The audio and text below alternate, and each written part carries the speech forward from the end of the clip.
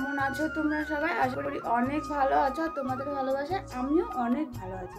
তো সকাল সকাল আবারও একটা নতুন ব্লগ নিয়ে তোমাদের সামনে চলে আসলাম। যা যা করি সবই দেখো, আর সংসারের কাজকর্ম টুকটাক যা আছে সবই করা হয়। তো এই যে ঘুম থেকে উঠে পড়েছি, এখন চান করে এসেছি, চান করে পুজো টুজো দিয়ে ঘরের বিছনা তুলতে এসেছি। বাসি বিছনা ধুয়ে চলে গেছিলাম, তো খুব তাড়াহুড়োর মধ্যে ছিলাম বলে আরও আগে পুজোটা দিয়ে নিয়েছি। চলো এবার বিছনাটা তুলে নিয়েছি বলতে বিছনাটা অর্ধেক গোটানো হয়েছে। এই যে দেখতে থাকো, দেখো, আর এই যে সব পড়ে রয়েছে। তো চলো গুটিয়ে নেওয়া যাক, তারপর আবারও আসছি তোমাদের সামনে। তো দেখতে থাকো।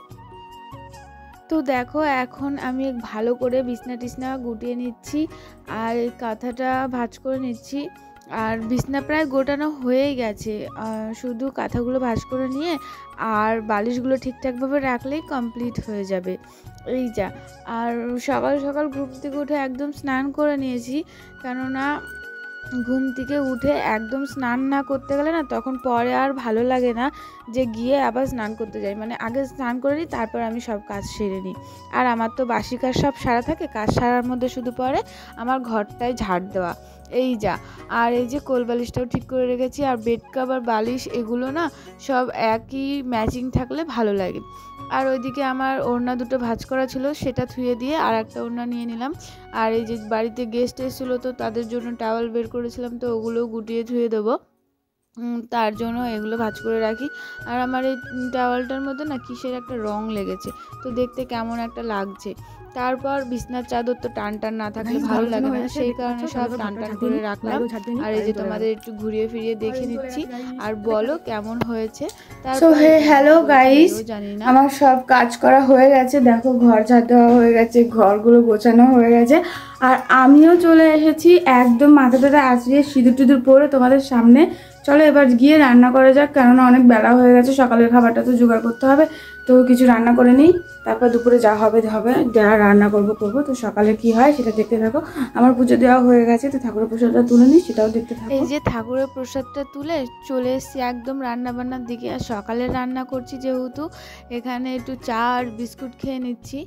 আর দুপুরে তো রান্না করব পরে, আর সকালে তো দেখি রান্না করি। আর এখানে আমি ভাত বসিয়ে দিয়েছি, আর আজকে সকালে রান্না হবে পেঁপে সেদ্ধ আর আলু সেদ্ধ।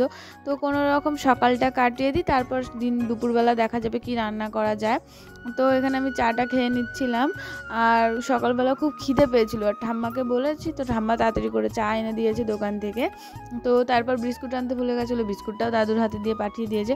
দেখো তারপর একটু রেস্ট নিয়ে দুপুরবেলা রান্না করতে গিয়ে এই যে আমার হাত কেটে গেছে, এই পেঁপেগুলো কাটতে গিয়ে হাতটা কেটে গেছে আমার। মানে কিরকম আমার মুখ দেখো গাইস, কিরকম যে হয় আমি নিজেও বুঝি না।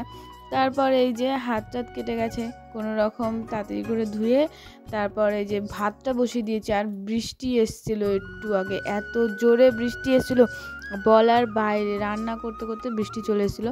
ভাত হয়ে গেছে, তারপর ডিমটা ভেজে নিচ্ছি। আর আজকে দুপুরে রান্না করব ডিম ভাজা, মানে ডিমটা ভেজে তরকারিতে দেয় যে ওরকম করে। তো এর জন্য ডিমটা ভালো করে ভেজে নিলাম, আর ভেজে নিয়ে সবজি টবজি সব কেটে নিয়েছি। আর আজকে না মানে ভাত বসিয়ে দিয়ে তারপরে সবজি কেটেছি। আর যেহেতু বৃষ্টি পড়ছিল সেই কারণে ভাতটা বসিয়ে দিয়েছি তাড়াহুড়ো করে, না হলে আবার বৃষ্টি হলে তখন রান্না করতে প্রবলেম হবে, সেই কারণে। তার জন্য ভাতটা হয়ে গেছে। এবার আমি আস্তে আস্তে ডিমটা ভেজে নিলাম, ভেজে নিয়ে এবার বসিয়ে দেবো পেঁপে ভাজাটা। আর পেঁপে ভাজাটা না খুব টেস্টি হয়েছিল। আর কতদিন ধরে এই কুচো পাটকাঠিগুলো দিয়ে জ্বালানি দিচ্ছি, আর এগুলো মনে হয় 2 দিন জ্বালালেই মানে শেষ হয়ে যাবে। আর উনুনটা এত সুন্দর জ্বলে এখন কি বলবো। তারপর এদিকে পেঁপে ভাজাটা বসাবো বলে তাড়াতাড়ি করে একটু পেঁয়াজটা ভেজে নিচ্ছি, আর পেঁয়াজ দিয়ে করবো যেহেতু, সেই কারণে তারপরে এই যে পেঁপেটা দিয়ে দিলাম। আর ওইদিকে মশলা রেডি করে নেবো। আজকে না একটু শিলে মশলা করতে গিয়ে আমার মশলা পড়ে গেছিলো, তারপর ওটা একটু ভালো করে তুলে নিলাম। তো এই যে এখানে পেঁপে ভাজায় নুন আর হলুদ দিয়ে দিলাম, আর ওই দিক দিয়ে কি আসছিলো তো সেটাই দেখছিলাম। আর আজকে যেহেতু দোকানে রেশন দিচ্ছিল তাই। তারপরে এই যে দেখো আমার পেঁপে ভাজা প্রায় হয়ে গেছে। এবার বসিয়ে দেবো তরকারি, আর তরকারিটা বসিয়ে দিয়ে আমি এদিকে সব গুটিয়ে পরিষ্কার করে নিয়েছি। আর এদিকে বৃষ্টি পড়েছে, সেই কারণে একটু ভেজা ভেজা, দেখতেই পাচ্ছ জল জমে রয়েছে।